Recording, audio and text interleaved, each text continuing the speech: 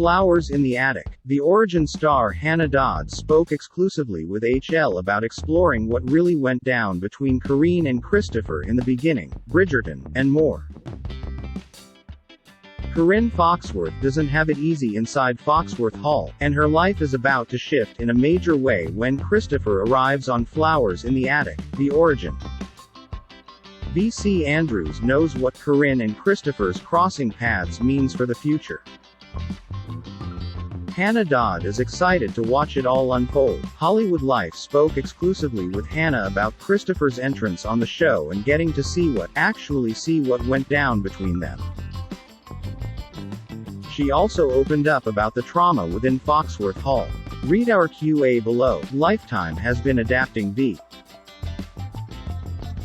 Andrews' material for years. Had you watched any of the movies or read any of her books before getting cast as Corinne? Hannah Dodd: I knew nothing until I got the job, and then I kind of got sucked into this world and watched everything and read everything I could. I just couldn't stop. I found it a little bit overwhelming at first because with Corinne Foxworth there are a lot of opinions on her, a lot of stories about her and everything. I just got obsessed during prep. It was only when we got to Romania that I kind of took a breath and said, okay, we're just going to focus on our scripts and our story because there's just so much out there and it is addictive. There is a lot of controversy around Corinne, especially regarding what she does later in life. What was it about this version of Corinne that was intriguing to you? Hannah Dodd: so many reasons. First of all, as an actor, you don't really get the opportunity too often to play a character for that long. We start at 16, and we end at 36. That was such an interesting thing to get to play with. But also, I've always really enjoyed working out why people are the way they are, what makes us make the decisions that we make, especially stereotypically nasty characters. It's quite interesting to go, what happened to you? And this is this script. I didn't have to make up a backstory. It was all there. I got sucked into that. There are several layers to the Foxworth family. What was it like to explore the roots of the family trauma? Hannah Dodd: I think Paul Sciarrotta, our writer, did an amazing job at making it realistic because there wasn't really one thing that made you go, okay, now you're messed up. It was just this continuous thing. Quite a few things happened. It's very layered. I feel like she picks herself up over and over again and she tries and things just keep happening. And then she's surrounded by things because it's the same with the rest of the family. Everybody's experiencing trauma together and separately. I think it's been really well done, and I think it would be challenging to not be impacted by half the things that she's gone through. Especially with Corinne's parents, when you're told no so many times, you're going to do the exact opposite. Hannah Dodd: she's got that rebellious spirit, which at the beginning is quite innocent and relatable in a lot of ways.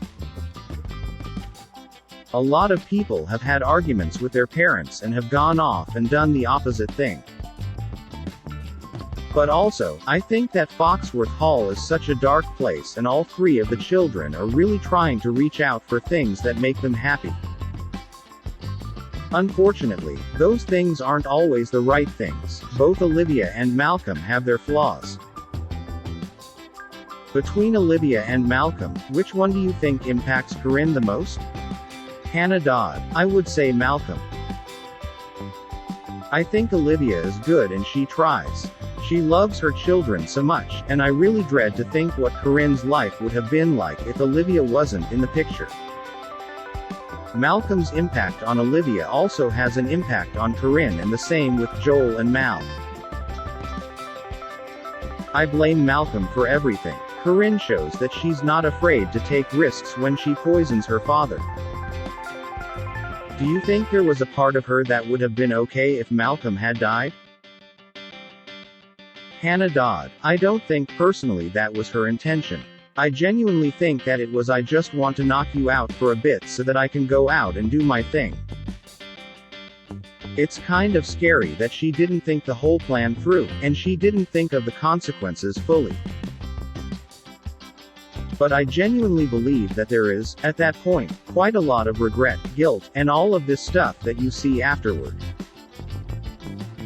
It is genuine panic. She didn't mean to do that. I don't know if this is right, but I feel like if she meant to do it, she would have done it. Unfortunately, Mal ends up dying from the poison that Corinne used. How will that regret and guilt manifest itself in Corinne? Hannah Dodd. I think it's horrendous for the entire family. Part 3 is kind of the aftermath of Mal's death. She's dealing with grief.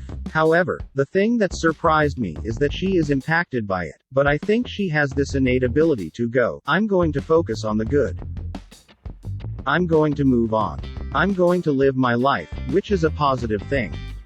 That's also quite a scary ability for so long that she is able to kind of just move on from trauma and focus on the good.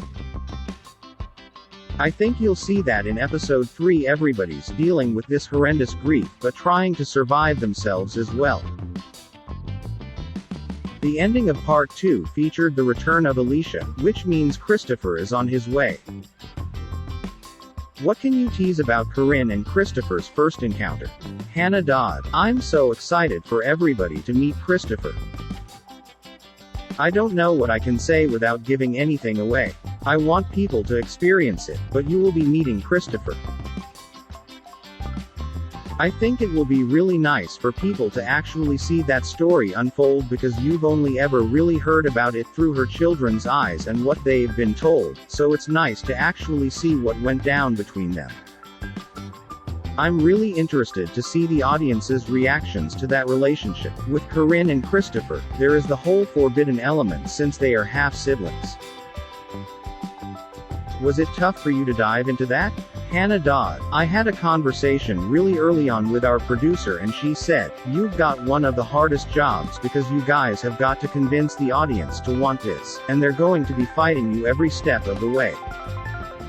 So me and Callum Kerr, we kind of approached it as a love story. We felt like if we had too much getting in the way then the audience would see it too quickly, and they wouldn't come on board with us. But, obviously, there were definitely moments where we're like, oh, wow. This is interesting. What was it like working with Callum to establish that passionate love between Corinne and Christopher? Hannah Dodd. We had a really good working relationship from the offset, and we talked about and both approached it in the same way, which was really nice. We had really long filming days together, so we just became best mates. We just had each other's back. Callum is really good at that as well. Filming with him, he's very good at reading the other actress. I absolutely loved working with him, and I hope that that comes through. There are 2 episodes left. Should fans be expecting the unexpected? Hannah Dodd. I think they'll be surprised at the relationship in general. I can't say much more than that, but I hope that it's kind of different from the preconceptions that some people have. In episode 3, you've definitely got things coming up as well with the storyline between Joel and Harry, which is really exciting.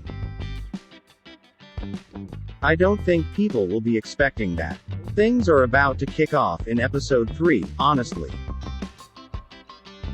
I feel like I was reading people's tweets and people are like, oh my god, this is all kicking off. I'm like, that's really about to happen. I am shocked at how good Max Irons is at playing the villain. He is horrible on-screen as Malcolm. Off-screen, he is one of the nicest humans ever and so funny. On set, it was all quite heavy subjects and stuff that we were dealing with, but there was just so much love and so much laughter. I really feel like Max was kind of the person behind that. You're jumping from one period piece to another. What has been shifting from Flowers in the Attic to Bridgerton? Hannah Dodd. I love a period drama. You can't keep me away. You can't get me out of a corset. I don't really know what I'm allowed to say, but I'm literally over the moon to be joining that cast. Everybody has been so lovely so far. I can't wait. Similar to Corinne, Francesca Bridgerton is a major book character and fans have a lot of feelings about her. Do you feel any pressure taking this on? Hannah Dodd. I've absolutely fallen in love with the character. I feel like that is the actor's job, just to get behind them, even with somebody like Corinne, to actually try and find empathy in the character. I'm really looking forward to exploring her story, but I'm very aware of how people feel about Franny. I feel the same. I